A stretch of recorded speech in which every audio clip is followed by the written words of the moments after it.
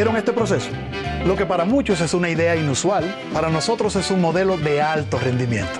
Sin embargo, antes de este éxito, ella buscó respaldo en lugares donde no estaban dispuestos a escuchar. Desde pequeña me han gustado las guerras. Para ellos, su proyecto simplemente no encajaba. Por eso, en Cooperativa Mamoncito, te ofrecemos soluciones diseñadas para cada meta. Desde cuentas de ahorros, préstamos a su medida, depósitos a plazo fijo para hacer crecer su capital y contamos con certificados de aportaciones. En cada momento más cerca de ti.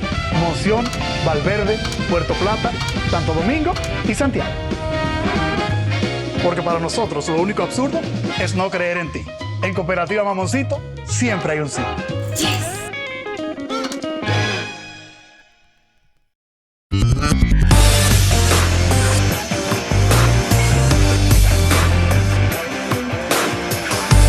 República Dominicana, saludos.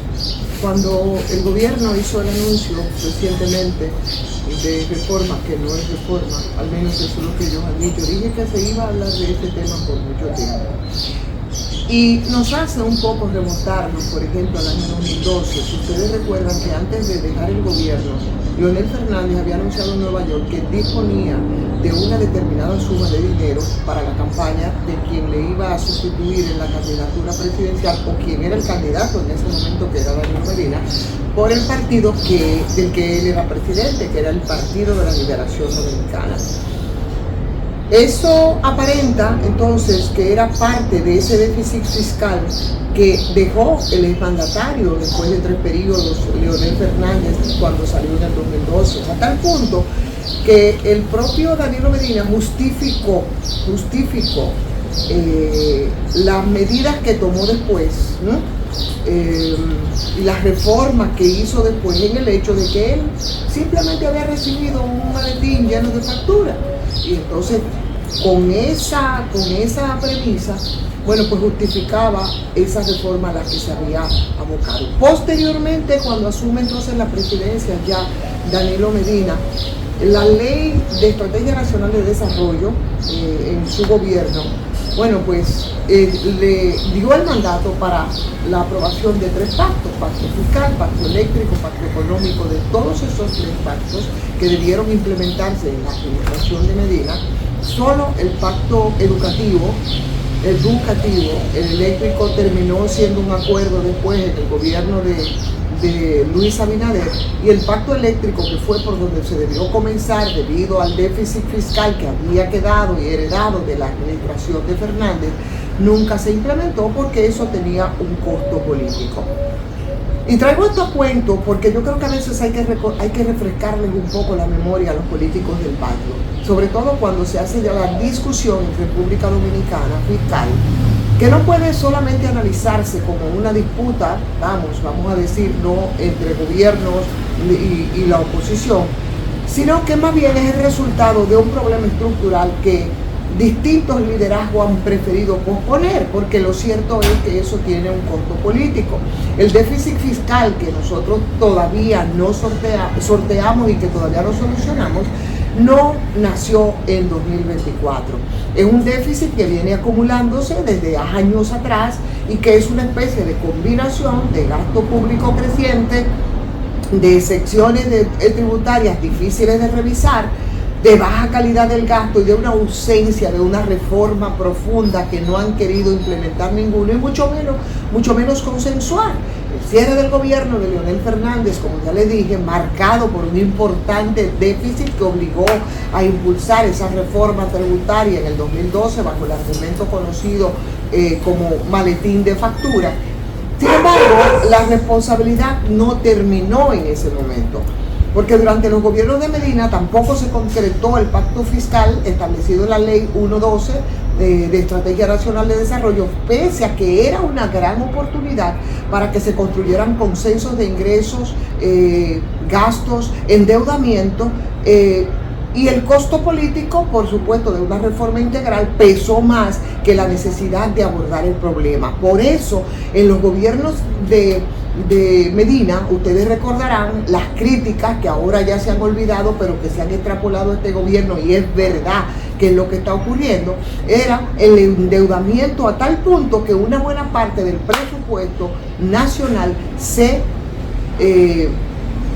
diluía entre el pago de intereses de las deudas que se iban acumulando, y por supuesto, como no se ha resuelto el problema de buscarle un paliativo justo al tema del déficit fiscal, entonces los gobiernos que se van sucediendo siguen endeudándose para jodernos la vida a todos nosotros, que no solamente sabemos que tenemos que tributar sí o sí por encima de cualquier cosa. Hoy la administración de Luis Abinader, bueno, pues está enfrentando esa misma realidad, un déficit que persiste, una deuda creciente, un contexto internacional incierto, y el retiro de la propuesta de la reforma fiscal del 2024, así como las puestas de medidas de autoridad que reflejan simplemente la dificultad para impulsar los cambios que implican los costos inmediatos.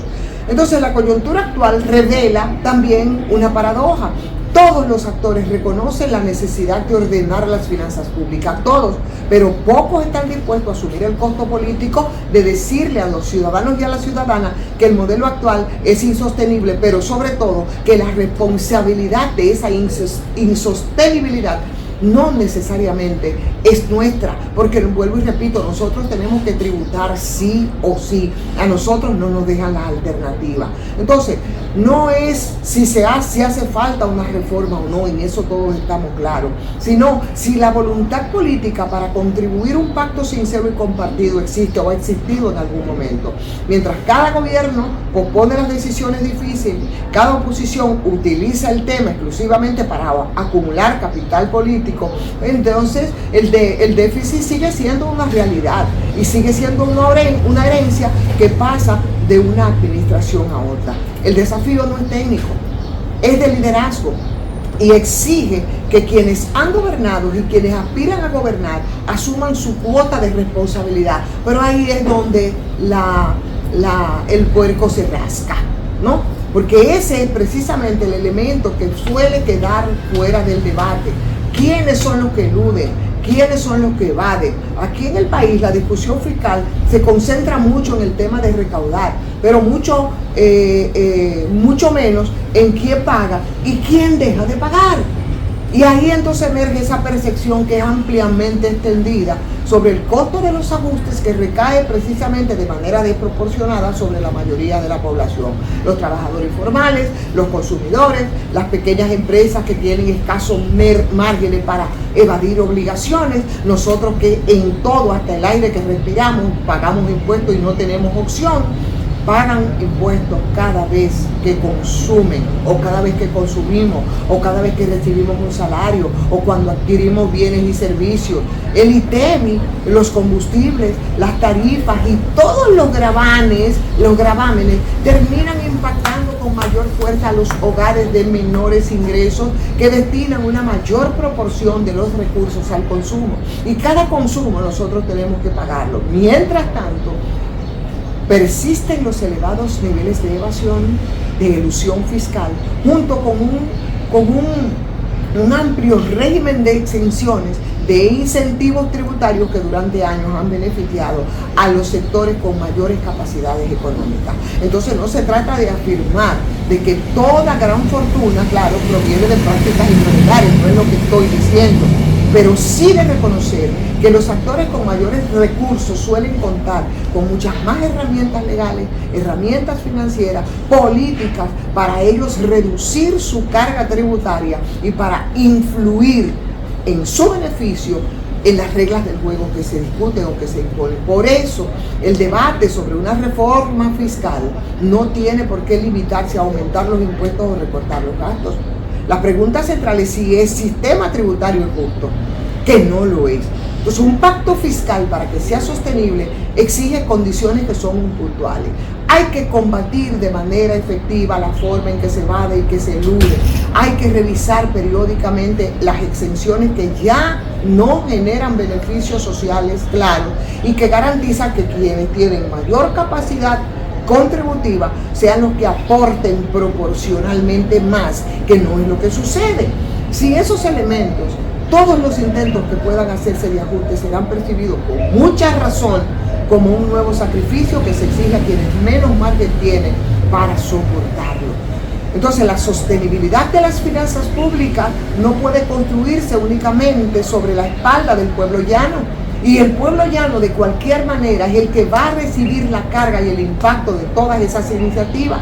Requiere también de que muchos privilegios se tengan que enfrentar, que se tengan que transparentar todos los incentivos y que se rompa con la idea de que existen sectores demasiado poderosos para ser fiscalizados, ¿no? Solo entonces, señores, nosotros, los ciudadanos de a pie, los ningunos ninguneados, podemos sentir que el esfuerzo compartido y que el contrato social podría funcionar para todos, no solo para unos pocos. Y esos pocos, definitivamente, son los más vulnerables.